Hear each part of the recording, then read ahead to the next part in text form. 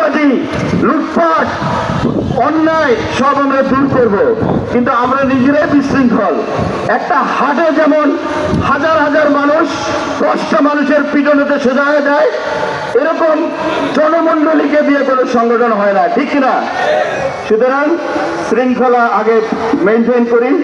সম্মানিত ভাইরা আমার, সর্বপ্রথম আমার বক্তৃতার আমি আল্লাহর শুকরিয়া জ্ঞাপন করি।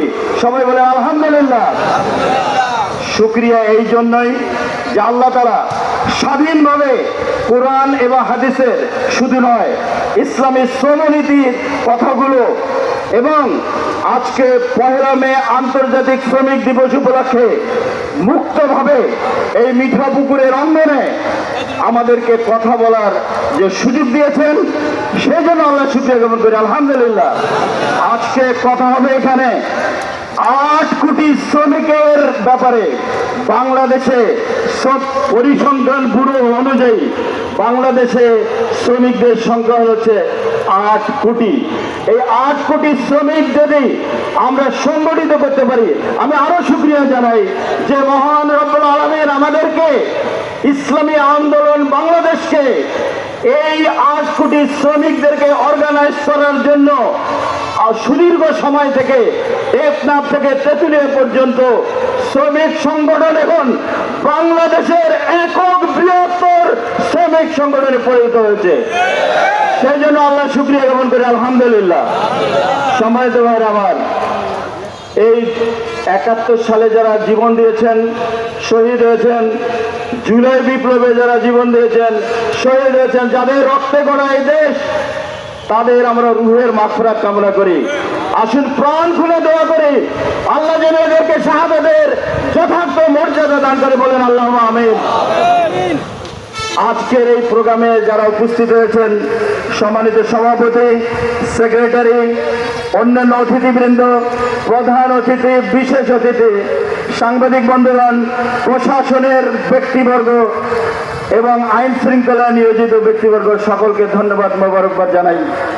সম্মানিত ভাইরা আমার, আমি যে কথাটা অলরেডি এখানে বলা হয়েছে, গোটা পৃথিবীর ভারসাম্যতা বজায় রাখার জন্য আল্লাহ তাআলা ধনী এবং গরিব, এটা আল্লাহর নিজস্ব সৃষ্টি এবং এটা আল্লাহ তাআলার একটা সৃষ্টির বৈচিত্র্য, বলে আলহামদুলিল্লাহ। ধরুন সব লোক পৃথিবীর ধনী, সবাই ধনী, তাহলে ওই ম্যাথরের কাজটা কি করবে? পরিষ্কার কাজ করবে, রিক্সা চালকের কাজ করবে, পরিবহন চালকের কাজ কে করবে? তাহলে পৃথিবীটা একটা বসবাসের অনুপযোগী হয়ে যেত, ঠিক কিনা বলেন? যেমন অনুপযোগী হয়ে যেত, মৃত্যু যদি না দিত। আল্লাহ খালাকাল মাউতা ওয়াল হায়াতা, আগেই মৃত্যু আল্লাহ সৃষ্টি করেছেন। বলেন তো একটু চিন্তা করে, যদি মৃত্যু না থাকতো তাহলে জীবনের কোনো মূল্য থাকতো? ডাঙ্গাডাঙ্গি, মারামারি, ফাটাফাটি দিয়ে গোটা পৃথিবীটা আফ্রিকার জঙ্গলকেও হার মানাতো। তাহলে আল্লাহ তাআলা যে নিপুণ একজন স্রষ্টা, বলেন আলহামদুলিল্লাহ। তাহলে ধনী এবং গরিব আল্লাহর সৃষ্টি, কিন্তু গরিবদেরকে আবার গরিব করে আল্লাহ তাআলা অসহায় করে নেই, হতাশা তাদের নাই। গরিবের আরো সবচেয়ে পাওয়ারফুল, কেমন? ওদেরকে পাওয়ার দিয়ে দিচ্ছে আল্লাহ, ওয়াফিল আমওয়ালিহিম হাক্কুল লিসাইল ওয়া মাহরুম। ধনী যারা, তাদের কাছে, তাদের মালে, এই ধনীদের মালের কাছে গরিবদের একটা অধিকার আল্লাহ তাআলা সুপ্রতিষ্ঠিত করে দিয়েছে, আলহামদুলিল্লাহ।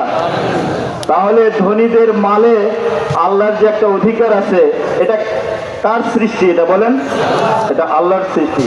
কিন্তু আমরা নাদান, আমরা কিন্তু এখানে নাদান। আমি এখন আমাদের এই মিঠাপুকুর সংগঠনের 2-1টা কথা বলতে চাই। সেটা হলো যে, আমি আশা করেছিলাম, আমি প্রায় 22-23 বছর থেকে শ্রমিক আন্দোলনের সাথে আছি। এই মিঠাপুকুরের প্রত্যেকটা ইউনিয়নের আমার পদচারণা আছে শ্রমিক সংগঠন গড়ার ক্ষেত্রে। আমার বড় প্রত্যাশা ছিল যে